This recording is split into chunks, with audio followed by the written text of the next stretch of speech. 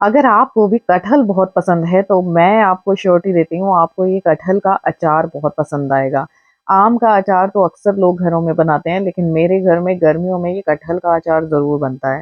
पिछली बार मैंने कम बनाया था, लेकिन सबको इतना अच्छा लगा कि इस साल मैं दोबारा थोड़ा ज़्यादा बना रही हूँ, 2 केजी। इस तरह की मैंने 2 भरनी भर के बनाई थी और जो कि बहुत ही बढ़िया और मज़ेदार लगती है। कोई सब्ज़ी ना हो ना घर में तो भी कोई टेंशन नहीं, ये अचार खा लो। और बस यहाँ पर मैं जब सब्ज़ी लेने गई थी, तब मैं ये इस साइज़ के कम बीज वाले कटहल लेके आई थी। आप भी कोशिश करिएगा कम बीज वाले कटहल हों। और मेरे पास घर में जितनी भी कढ़ाइयाँ थी ना, मैंने सारी गैस पे रख दी थी। बड़ी, छोटी, मीडियम, पुरानी, नई, तीनों कढ़ाइयाँ मैंने गैस पे रख दी थी। और अगर आपके पास बड़ा प्रेशर कुकर हो, आप उसमें भी इसे उबाल सकते हैं कटहल को, वो आपकी चॉइस है। मैंने इस तरह से कढ़ाई में उबाला था, पानी रख दिया था गरम करने के लिए और जैसे ही पानी गरम होने लगा, इसमें 1-1 चम्मच मैंने डाल दिया है नमक और 1/4 चम्मच तीनों में ही मैंने डाल दिया था हल्दी पाउडर। थोड़ा-सा इसमें सरसों का तेल भी डालेंगे ताकि जो कटहल का चिपचिपापन है ना, वो कढ़ाई में ना लगे। और अगर आप तेल डालेंगे तो जब आप कटहल को फैलाएँगे या निकालेंगे तो आपके हाथों पे भी चिपचिपापन नहीं लगेगा। इसलिए आपको इसमें तेल डालना ज़रूरी है। और आपको क्या ध्यान रखना है कटहल का अचार बनाते समय, जैसे मैं शाम को लाई थी, मैंने तुरंत लाई और तुरंत ही मैंने बनाना शुरू कर दिया अचार। आपको इस कटहल को अचार बनाने के लिए फ्रेश कटहल का यूज़ करना है, फ्रिज में नहीं रखना है, इस बात का ध्यान रखिए। अगर आपको लग रहा है कि अभी आप अचार नहीं बना पाएँगे, तो आप छिलके वाला कटहल लेके आइए, घर पे छिलका कट करिए। उसके बाद जब आपका मन करे तब अचार बनाइए तो ज़्यादा बढ़िया रहेगा। उससे खराब होने के चांस नहीं रहेंगे। तो जो भी ये कटहल मैं लाई थी, इसको मैंने अच्छे से पानी से वॉश कर लिया और जो मुझे बड़े साइज़ लग रहे थे, उन्हें मैंने थोड़े मीडियम या छोटे साइज़ में कट कर लिया। आपकी जैसी चॉइस हो, आप वैसा बड़े-छोटे साइज़ में इसे रख सकते हैं। यहाँ पे कटहल भी साफ़ हो गया और साथ-साथ जब पानी उबलने रख दिया था, उसमें उबाल भी आ गए थे, तो मैंने इस धुले हुए कटहल को उन पानी में थोड़ा-थोड़ा प्रोपोर्शनेट में बाँट दिया था। बस यहाँ पे पानी में कटहल डालने के बाद आपको वेट करना है इसे पकने का, कि जब ये अच्छे से पक जाएगा, आप इसे नाइफ़ की हेल्प से तोड़ के देखेंगे। नाइफ़ से ये जब कट जाएगा आराम से, तो इसका मतलब है आपका कटहल जो है वो गल गया है। अगर आपके पास बड़ा प्रेशर कुकर है, मैंने पहले ही बताया कि आप उसमें सीटी भी लगवा सकते हैं। मेरे पास इतना बड़ा प्रेशर कुकर था नहीं और यहाँ मैं 2 केजी कटहल का अचार बना रही हूँ, 2 केजी कटहल का। कुछ ही देर में आपका जो कटहल है वो उबल जाएगा अच्छे से और बिल्कुल बढ़िया से गल जाएगा। मैंने नाइफ़ की हेल्प से इस तरह से कट लगा के भी देख लिया था। आसानी से कटहल कट रहा था, तो इसका मतलब आपका कटहल तैयार है अचार बनाने के लिए, इसे पानी से निकाल लेना है। बस यहाँ पे आपको जो काम है वो बड़ी सावधानी से करिएगा, क्योंकि पानी बहुत गर्म होता है, कई बार छींटा आने का अपने ऊपर डर रहता है। तो अपने मुँह को, हाथों को आराम को पेशेंस से इस पानी को निकालिएगा और अपने आप को बचा के ये काम करिएगा। और सबसे अच्छी बात मुझे ये लगती है इस अचार की, कि इसे आप सेकंड डे से खाना स्टार्ट कर सकते हैं और कोई धूप लगवाने का कोई भी झंझट नहीं है इसे।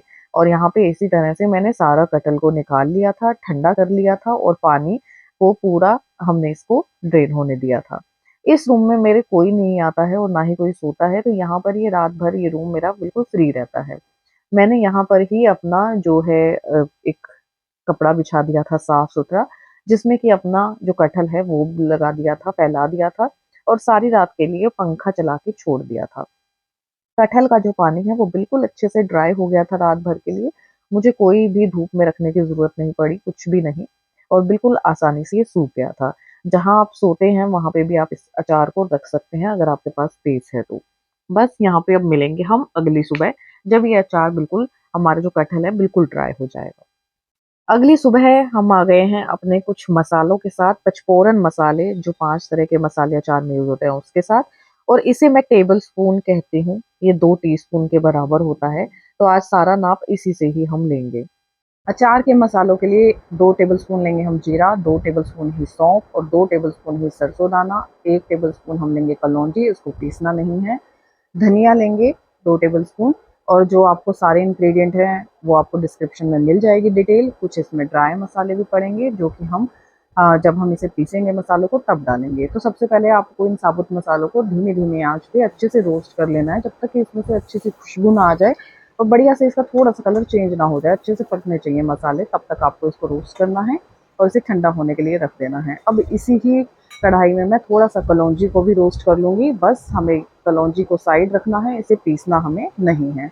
और यहाँ पे मैंने सरसों का तेल ले लिया है, 1 लीटर से थोड़ा कम। यहाँ पर मेरा तेल जो है वो थोड़ा ज़्यादा हो गया था कुछ, क्योंकि मुझे और भी अचार डालने थे, इसलिए मैंने एक साथ ही तेल गरम कर लिया था। आपको 1 लीटर से थोड़ा कम ही तेल लगेगा। उसे आप अच्छे से गरम करना है आपको। गरम कब तक करना है? जब तक कि इसमें से हल्का-सा धुआँ ना होने लग जाए और तेल बढ़िया से गरम हो जाए, बस तब तक।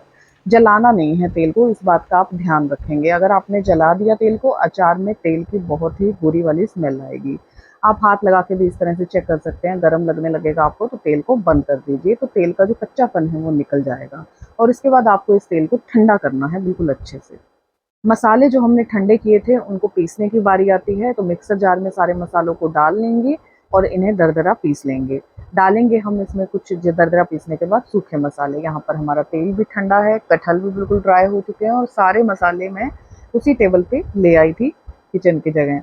अब हम अपने कटहल को इस सरसों के तेल में डाल देंगे, लेकिन आपको ध्यान रखना है तेल आपको जितना चाहिए उतना ही डालिएगा। तेल इसमें थोड़ा सा एक्स्ट्रा डलता है क्योंकि आज मैं बिना विनेगर के ये बना रही हूँ कटहल का अचार।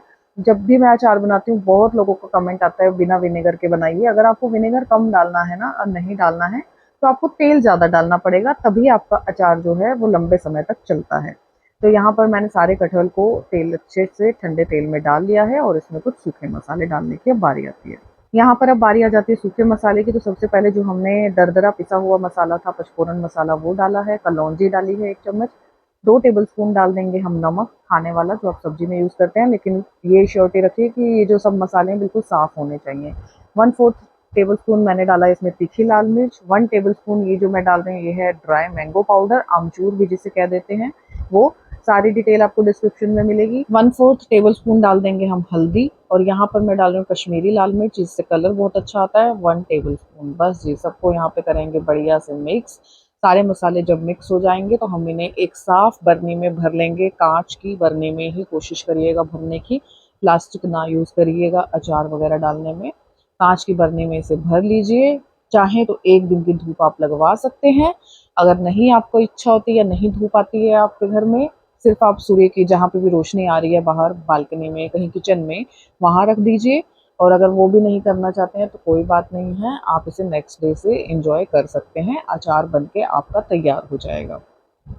इस तरह की मेरी 1.5 बरनी तैयार हो गई थी अचार की, और इस तरह से आपका तेल रहना चाहिए, तभी आपका अचार लंबे समय तक चलेगा, प्रिजर्व रहेगा और बिना विनेगर के बनेगा, ख़राब नहीं होगा। रेसिपी को शेयर कीजिए अपने घर वालों के साथ और एंजॉय कीजिए।